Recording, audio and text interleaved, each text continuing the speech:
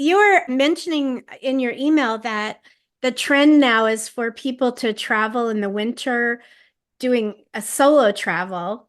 And Hmm. I would just love to know more about that. Every time I've traveled to Europe, it's always been in the winter. And I really believe that that's a great time to travel because there's less crowds, kind of a different experience.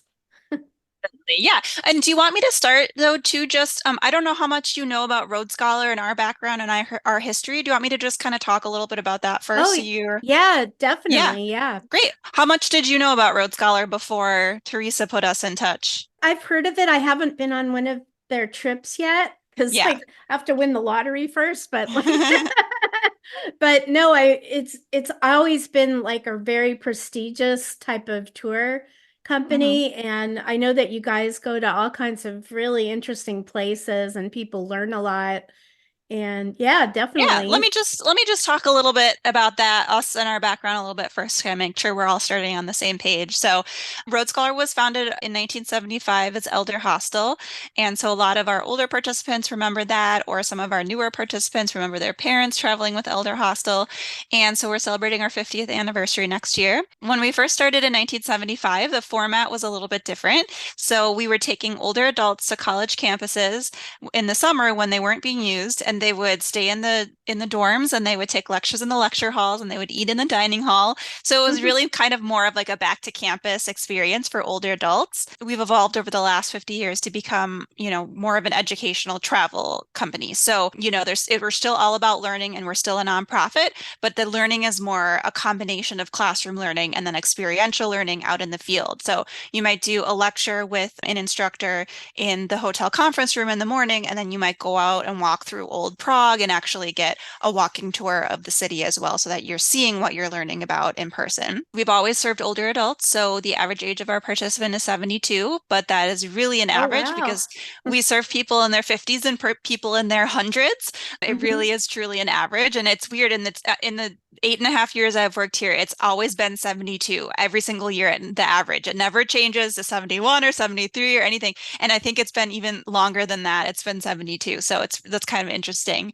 Although we are shifting now, we serve two-thirds of our participants are boomers at this point. So that's definitely the bulk of the participants that we're serving. Although we are now serving three generations, which is interesting now that the Gen Xers are coming in, we're serving three different generations. It's just interesting. There's some generational shifts that happened when we started serving baby boomers, and I know that there will be some to continue to shift as we transition to the Gen X generation. So 70% of our participants are women, so mostly we skew women a little more female, and then 30% of our travelers are solo travelers, and most of them are women. That speaks to our experience in serving solo travelers. A disproportionate percentage of our participants are also retired educators because of our focus on learning. So Mhm. that's a little bit about our participants. They come from all over North America, some international too, but mostly English speaking countries. And we have over 100,000 people that we serve every year. We also developed our virtual programming during the pandemic. So we reached 40,000 people over the last year with our virtual programming as well. We have our grandparent programming too. I always like to mention that we have programs for grandparents and grandkids, and then for three different generations. So that's another kind of unique thing that we do. So that's a Yeah, that's good fabulous. background on Road Scholar. Do you have any questions about that before I get to the solo stuff? No, I'm 70. I guess I have 2 years to go before I'm like,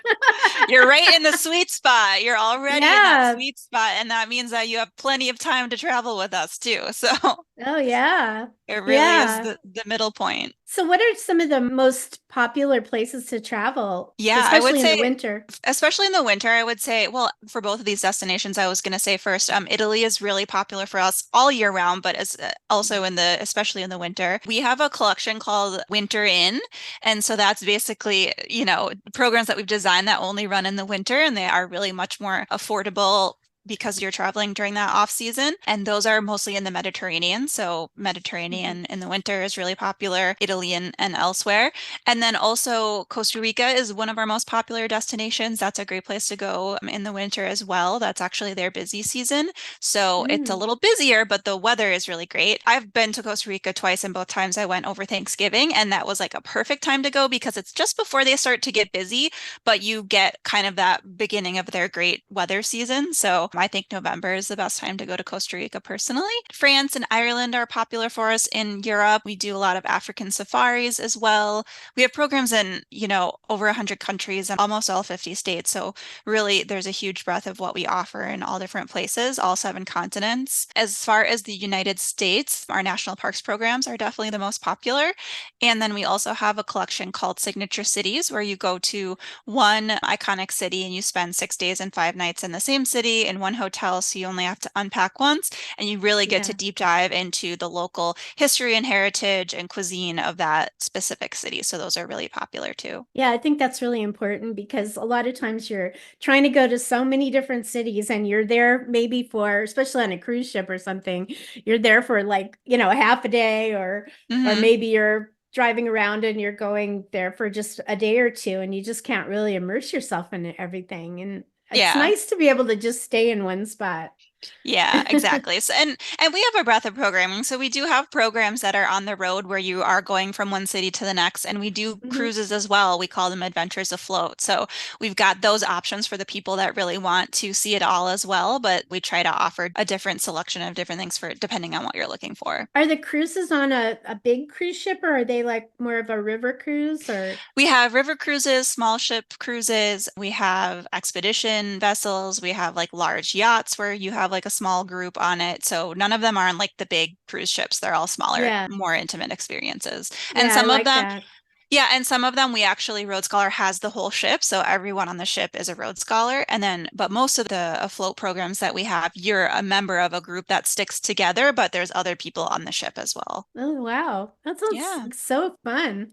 Yeah. And then also, just to describe what the experience and the actual format is. So you enroll in the program and as you're saying it, you said that you feel like you need to win the lottery to get a program, but and the ticket price might seem like a lot, but that really is inclusive of everything on the program. So once you pay for that program, that's all the accommodations, all the field trips, all the food, almost except maybe one or two meals on your own. That Mhm. includes the medical side of travel insurance that we include in all of our programs, all taxes, all tips. You have a group leader who's with you during the extent of the program who takes care of all the details and the logistics, making sure that you are where you need to be at the right time. All the museum Mhm. tickets, all that stuff is included. If you broke it down and tried to pay all of that yourself, yes, you may be paying it in different chunks, but it would Mhm. definitely add up to be a lot more than that. The only thing, most of our trips don't include airfare, although some of them do. We do have an air department that can book international air for people if you want to do that through us. And then you get your transfer included. So we'll just pick you up right at the airport and it's all really taken care of, which is nice. So Yeah. that's kind of how it works is you have that group leader who's taking care of all the details with you. And then you'll also meet the instructors along the way who are experts in whatever you're learning about. So it might be a museum docent, it might be a lobster boat captain, it might be a organic winemaker. There's all different range of different types of experts that you'll meet that are local along the way. Yeah, I love trips where you can learn stuff. I just think it's so much more interesting. As far as the solo travel, I know like for me, I'm a widow, actually almost twice. I had a Oh, boyfriend also. Traveling solo is sort of difficult sometimes because of the prices and stuff. So talk about that. That sounds like you have a good definitely. deal there. Yeah, so we have, the single supplement is definitely something that's controversial when you talk about solo travel, and it's sadly unavoidable. We do have a single supplement if you want to travel solo with us on most of our programs. We have a collection of programs that has no single supplement. We've negotiated with the hotels and been able to eliminate the single supplement for a small collection of programs. But most of our Uh-huh. programs do have a single supplement, and that is only because the hotels are charging that to us because there's one person in the room instead of two. So you're just not splitting the Right. cost in half, unfortunately. That change has to come from the hotel in order for us to make the change because we are a nonprofit. We don't build in the kind of profit margins that commercial tour operators do, where they can claim that they're not charging a single supplement, but really they're just like building it into their profit margins or they're socializing it across the couples. And because we're a nonprofit, we just can't do that. So we are very transparent about that. We don't charge a single penny beyond what the hotels charge us for the single supplement. We negotiate as much as we can to get more single space space and to try to eliminate those single supplements. We also do offer a unique roommate matching opportunity. So you can opt to be matched with a roommate and then you don't have to pay the single supplement. And if you're really Hmm. lucky, then you opt for the roommate. We have an odd number of singles and then you end up getting your own room and don't have to pay the single supplement. So Yeah. that's always the best of both worlds. But yeah, that is something that is unfortunately unavoidable as of being a solo traveler. But the other great reason to travel with Road Scholar is that we've heard so many times again and again of our participants who are solos meeting other friends, meeting people on programs, and then becoming Hmm. travel companions and then going on more trips in the future where they room together. So that's another reason to try Road Scholar so you can meet new friends. Yeah, that sounds fun. I love it. Like you were talking about Italy because I was there in November, December, and it's crowded all the time, I guess, but in the winter it's just so much nicer. People treat you better. You Yeah. kind of see it in a different vein. Like we were walking through Pompeii and it was raining, but it just kind of gave it kind of like this magical glow to it. It just kind of made it special, even though it Yeah. wasn't, perfect weather. Although the weather in Italy is fabulous. I mean, in Right. the winter. And especially now with global warming and the way it is, if you're traveling in the summer, especially in Europe, not all of the hotels have air conditioning built in. So Yeah. if you plan a trip in Europe in the summer, like we saw, especially this last couple of years, it might be so hot that it's difficult to travel. So I would say avoiding the heat is a reason to travel in the off season, avoiding the crowds. Hmm. There's issues with over tourism in a lot of these popular destinations. And so it's better to look for times where you can kind of take that pressure off of the destinations, but also support them during the off season when they need that income more than ever. Yeah, so you're talking about the weather, you're talking about the crowding, and it also can save you money as well because things are less expensive. That's true. That's Hmm. true. Well, this is great. Yeah. I And I love wanted to it. say too, you mentioned that you're a widow and we have a lot of widows that travel with us and we hear a lot of amazing, like inspiring stories of people who, they thought maybe they wouldn't have an opportunity to travel after they were widowed and then they found Road Scholar and it's kind of that best of both worlds because even if they don't have someone to travel with, they can go solo but also be with a group. Because some people who Yeah. don't have a travel companion still want to be with other people and have that social component. So that's also something that's a Hmm. big part of our programs is the social interactions and the friendships and the camaraderie. That's a really big part of the Road Scholar experience because we attract so many people who have similar interests and care about learning and care about exploration and care about, education and have similar backgrounds. That means that people become friends and become close very quickly and it's a very welcoming culture. So even the solo travelers tell us again and again that not only do they meet other solo travelers on the trip, but they feel very welcomed by the couples on the trip as well. It's just kind of the Road Scholar culture. So I think it's kind of like that great balance of going solo, but going with a group and you don't have to worry about, it feels a little bit safer and you have that comfort of Yeah. being with the group, especially for older adults too. And especially for solo women. I think it's amazing how many solo female travelers there are out there, not only with us, but outside of travel companies, despite the fact that we have to overcome like the safety aspect that is a little bit greater with women. There's still so many more women that are traveling solo. And I think that's really cool.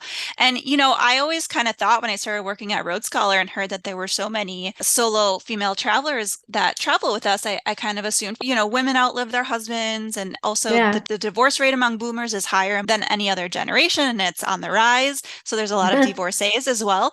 But we did a study last year and actually found that 60% of our solo travelers are married and traveling without their spouse.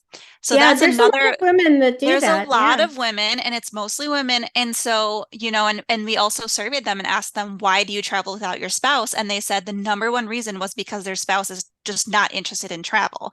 So Yeah. that is fascinating to me. I think it's like this just perfect moment in time where we are, again, serving two-thirds baby boomers, a generation of women who are more independent, who are more financially independent, and who are more educated because more of them went to college. And so they're more interested in the learning vacations. We're also kind of in this moment in time where it's a little more like acceptable for women to travel solo. Like imagine like your mother or like your mother's generation, like just leaving their husbands at home to go travel the world. It would have been much more unheard of and like taboo than it is now. So I think we've just evolved to be in this place in society where it's a little more acceptable. And so I just think that's really interesting. But it also makes me wonder, what is it about these dumb guys that makes them not want to leave home? Like, and so I really want to do a study this year and dig into that and try to figure out what is it about men that makes them less adventurous and less interested in travel? And is there anything we can do that we can offer to them as an organization in our programming that will pull them out of their comfort zones and make them want to come travel with us? Because older men are at a higher risk for social isolation and loneliness in older adulthood. And so as a nonprofit, we want to reach as many people as possible. And so I'm also thinking about how can we actually reach more men? One thing that I thought of is that a lot of times, especially women in our generation, would marry somebody who was older than them. So they Mm. may not be in as good a shape. Right. And that was one of the options when we said, why don't you travel with your husband? And one of them was like, my husband is not physically able to travel. But Yeah. still, the number one reason people said was my husband's not interested in travel. So those are the people that I'm interested in like trying to tease out more and figuring that Yeah. out. Yeah, that's So interesting. Yeah, I just yeah. interviewed somebody, a woman who's a baby boomer. She's married, but she walked the Camino by herself. And she's done like Yeah. three different walks, three different really long walks like that. And he Uh-huh. completely supports her in doing it, which I thought Yeah. was really great. Right. Gender dynamics have shifted too, where men are like more, secure in themselves. They're okay with their wives traveling without them. And that also was something I think with the previous generation would have been much, much more difficult. So yeah, it's really interesting. You think about the baby boomer generation of women was the first generation to be able to like have their own mortgages and bank accounts and like that financial independence and careers as well. I think with previous generations, if a woman was to go like out and travel the world without her husband, she would be essentially sort of spending his money without him. And so that also maybe felt a little bit weird. And now women kind of feel like, well, this is my money too. I've retired, I've worked hard my whole life. Now Yeah. I want to go see the world. We had somebody who wrote an article on this last year, included us on this topic of married women traveling solo. And I loved her takeaway of it at the end was about how a lot of women, we raise children, we're in marriages, and we're always taking care of somebody else. And then when you reach